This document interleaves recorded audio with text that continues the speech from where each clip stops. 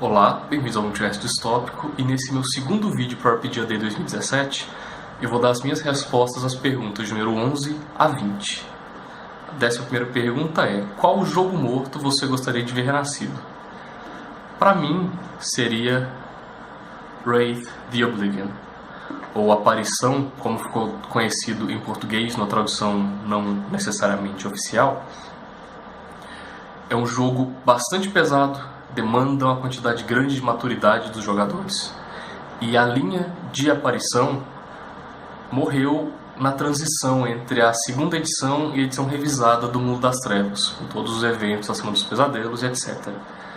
Houveram alguns espasmos post-mortem, por assim dizer, não só na representação de espíritos dos mortos em outras linhas, como vampiro, lobisomem, etc., mas também com a série limitada chamada Orpheus, que utilizava o cenário das Shadowlands, que é uma parte do mundo das aparições, para contar uma história contida em 6 volumes, um metaplot que progredia dentro disso para mostrar algo que ajudaria a construir as próximas linhas do mundo das trevas.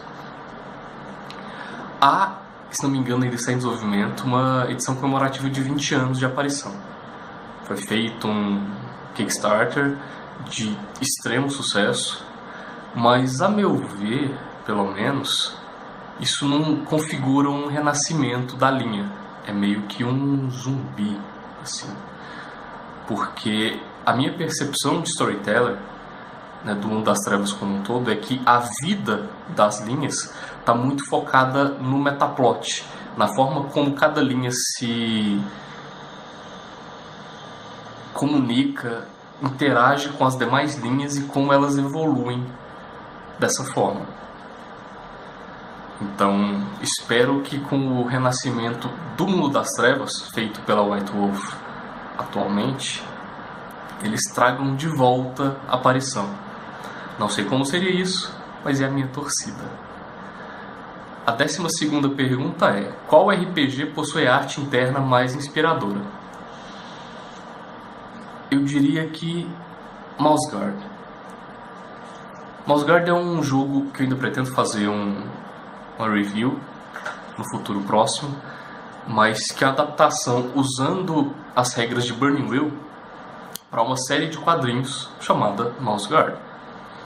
E nesse jogo você joga como um rato, faz parte dessa guarda que protege os outros ratos e as cidades que eles se organizam, o território deles.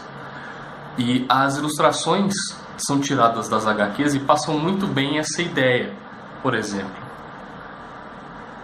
a escala dos antagonistas, digamos, que eles têm que enfrentar, as dificuldades pelas quais eles passam, coisas de ambiente. Isso aqui também dá para ter uma ideia legal da escala. Outros animais que eles enfrentam, como cobras, corujas, doninhas, até mesmo lobos, etc. A arte passa muito bem essa ideia de como é a vida de um dos membros da guarda. Então, inspira muito ao mestre e aos jogadores a criar as suas histórias dentro desse mundo. A próxima pergunta é: descreva uma experiência de jogo que o fez mudar a forma como você joga. Eu comentei no meu vídeo sobre Psyrun, sobre a forma como o conceito de narração compartilhada foi um choque para mim e para o meu grupo, inclusive. É algo extremamente interessante, permite uma interação diferente com o jogo. Eu já vinha acompanhando algumas pessoas falando sobre formas diferentes de se fazer isso, e essa ideia já tinha uma semente assim, no meu subconsciente, mas ver isso funcionando num jogo foi algo realmente diferente que me deixou intrigado. Há várias coisas que eu faço ou que eu pretendo fazer num futuro relativamente próximo que vieram disso. Tentar formas de jogo diferentes para trazer mais dos jogadores, depender menos de mim e, com sorte, ser uma experiência mais interessante para todos os envolvidos. A próxima pergunta é: qual RPG você prefere para campanhas sem final, o final em aberto? Quase todos os jogos de RPG se prestam, de uma forma ou de outra, a isso. Mas, na minha experiência, a minha forma de criar histórias, os meus favoritos para esse tipo de campanha são os jogos da linha Storyteller. Vampiro, lobisomem, mago, aparição e etc. Porque me soa, pessoalmente, mais interligado tudo. A forma como eu desenvolvo uma história para esses jogos, ela começa do macro e vai para o micro. Eu começo desenvolvendo um cenário numa escala maior, várias facções, e vou reduzindo isso, chegando mais próximo até chegar nos personagens dos jogadores e o caminho que eu pretendo que eles sigam, de onde eles saem e aonde eles chegam. Mas todo esse mundo em volta continua ali, vai continuar andando, então tem muita coisa a se explorar, não simplesmente uma linha de história que vai acabar e fim. Os jogadores podem, inclusive, mudar totalmente, seguir outro caminho, e isso torna muito fácil, talvez, de criar uma campanha que não tenha fim, vai até onde o grupo tiver disposição de ir. Idealmente termine alguma linha de história, mas nunca se sabe. A 15ª pergunta é: qual RPG você mais gosta de adaptar? Para essa pergunta eu, na verdade, tenho duas respostas.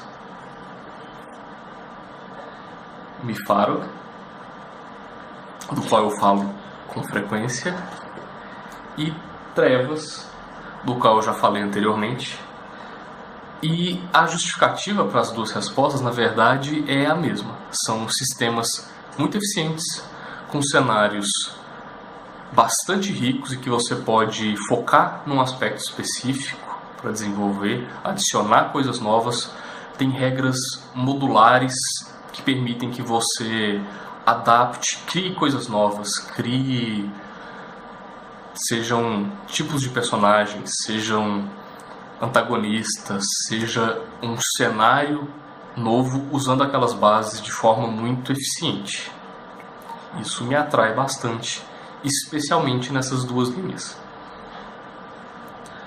A pergunta seguinte é um contraponto a essa: qual RPG você gosta de usar sem fazer adaptação, como está escrito no livro? Apesar de alguma possível discordância, a minha resposta seria Cthulhu Tech. Não que eu ache que o jogo seja perfeito, pelo contrário. A mecânica de resolução de conflitos, a forma como se rola os dados, me soa um tanto lenta, como eu acredito já ter comentado algumas vezes. Mas a forma como foi desenvolvido o cenário e as formas de o grupo vivenciar esse cenário, seja pilotando um mecha, seja investigando como um policial ou como um membro de infantaria do exército, algo que está acontecendo na Strange Ian, ou sendo um Tagger ou um membro de foco mais arcano da Eldritch Society e etc. O jogo é muito completo, especialmente quando se leva em consideração os suplementos. Então, não há necessidade, a meu ver, de se adaptar a qualquer coisa. A mecânica é um pouco lenta? Ok. O ritmo de jogo vai ser um pouco mais lento, possivelmente. Mas o jogo, como escrito, te dá ferramentas para fazer qualquer coisa que já me veio à mente dentro do cenário, que é o que está sendo perguntado, né? A próxima pergunta é: qual RPG você adquiriu há mais tempo e nunca jogou? E, novamente, a resposta é Aparição. Foi um dos primeiros livros de regra de Storyteller em inglês que eu adquiri. Se não me engano, foi o terceiro. Segundo ou terceiro. Eu comprei primeiro de Vampiro. Eu não sei se o seguinte foi Wraith ou se foi Mago dentro de Storyteller. À época, inclusive por uma questão de disponibilidade de jogos diferentes, havia pouca opção. Então, o que eu havia comprado era esses e D&D 3.5, basicamente. E eu nunca consegui jogar Aparição. Seja por interesse de jogadores, seja por meu interesse de mestrar com o grupo que eu tinha no momento, ao qual talvez faltasse maturidade, etc. Qual RPG você mais jogou na vida? A pergunta número 18. E como eu já mencionei anteriormente, Vampiro à Máscara. Eu, sinceramente, não sei precisar quantas horas eu já passei às voltas de Vampiro à Máscara. Várias campanhas de duração variada. Longas, inúmeras horas desenvolvendo cenários, desenvolvendo o meu conhecimento do metaplot e etc. Então, sem sombra de dúvida, Vampiro à Máscara. Talvez algo que se aproxime seria Dungeons & Dragons, considerando todas as várias edições. Mas mesmo assim eu acho que Vampiro ainda desponta com o primeiro lugar. A 19ª pergunta é: qual RPG apresenta a melhor escrita? Essa é uma resposta que é possível que alguém realmente proteste contra. Mas pra mim é Demônio à Queda. Não estou falando que seja um jogo excelente, como parte do mundo das trevas, porque ele dá uma resposta que é algo que não deveria ter sido feito. E, especialmente, ele dá uma resposta que nega algumas das outras respostas. Ele dá um foco muito judaico-cristão e deixa de lado as visões de mundo de lobisomem, de mago e etc. Que, pra mim, ficou desnecessário. Mas a forma como o livro é escrito, que é a pergunta, pra mim é ótima. É o tipo do livro que eu pego pra folhear durante 5 minutos enquanto eu espero alguma coisa, e quando eu vejo passavam 2, 3 horas.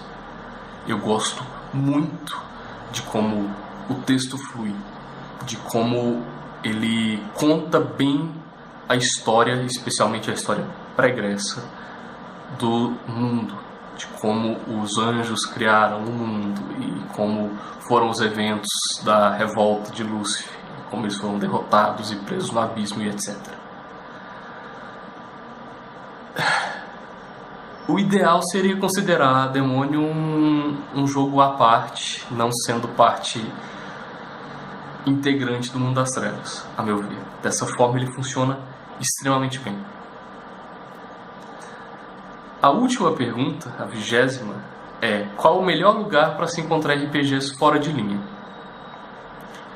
No Brasil, há algumas opções, como Mercado Livre, estante virtual e etc., que são válidas, mas que tendem a ser um pouco morosas. Você tem que saber o que você está procurando.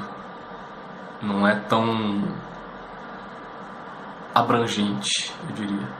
A forma como eu comprei a maior parte dos meus livros, que já estavam fora de linha, foi através do eBay, que especialmente na época o dólar estava muito baixo, a relação entre o dólar e o real era mais vantajosa do que hoje. Hoje está mais complicado, apesar de que livros não pagam imposto, então já é um problema a menos.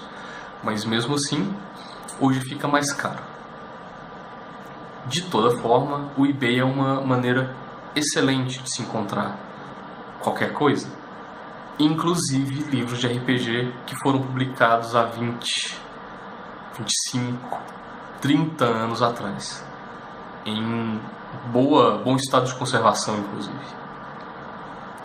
Essas foram as minhas perguntas para esse segundo bloco. E obrigado pela atenção, pela paciência e até mais.